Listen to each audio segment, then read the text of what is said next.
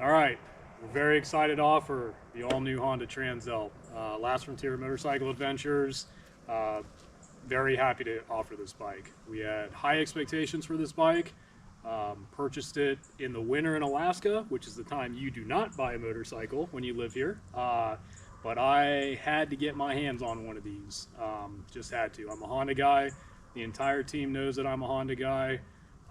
My Africa Twin is my Redwood original adventure bike, but I absolutely had to try this bike to find the confidence and on the scale of 1 to 10, how I felt offering this bike to our clients that want to come up to Alaska and ride the adventure across the state. So, what does that boil down to? Very happy with the bike overall. Performed magnificently, very easy to perform routine maintenance on, very quick to perform that work. Um, the how intuitive it is to use the screen to go through the rider modes, very nice indeed. So, how do we equip our Honda Transalp and our Africa Twin, and how does that make it better for the client experience? As alluded to before, we focus on having handguards, so you're protected from the wind and the bugs with your hands on top of your gloves. Personally, all the Hondas that I put out have tech spec snakeskin tank grips. That way your legs can help grab the tank a little more than your arms and your wrists and your hands grab the bars.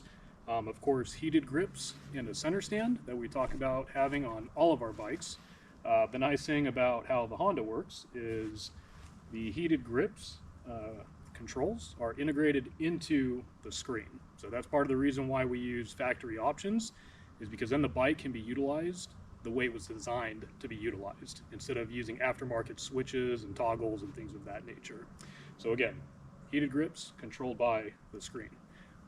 Again, with all of our bikes, 12 volt DC power outlet, so you can charge your device or whatever it is that you need up there. Factory low seat option for any rider that's on the shorter side of the height spectrum. That's there. Center stand, we talked about that. Personally, with the Hondas, I like to equip them with a Cherbys or a Cerbys frame protection and grips as well, both on the Transalp and on the Africa Twin. And then the one key point that I have about the Honda is not only do you get a 21-inch front wheel, you get an 18-inch rear wheel. So you get that extra inch on the rear, which again, this is kind of nice when you transition to the gravel section, the off-road section.